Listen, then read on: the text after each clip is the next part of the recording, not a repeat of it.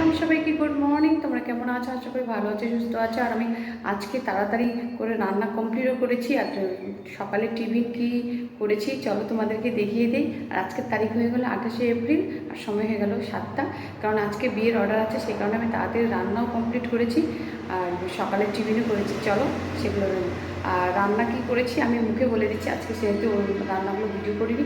আজকে ডাল করেছি, পটল ভাজা, বেগুন ভাজা করেছি, কিছু করিনি সেরকম। আর আলু সিদ্ধ করেছি। তাড়াতাড়ি করতে হবে, কারণ আর সকাল সকাল ওদের রিসেপশান, সেই কারণে তারা সকাল সকাল বেরিয়ে যেতে হয়। তো যাই হোক বন্ধুরা, অনেক বকবক করলাম। চলো সেগুলো তোমাদেরকে দেখিয়ে দিই। সকালের টিফিনটাই শুধু তোমাদের জন্য ভিডিও করে রেখেছি।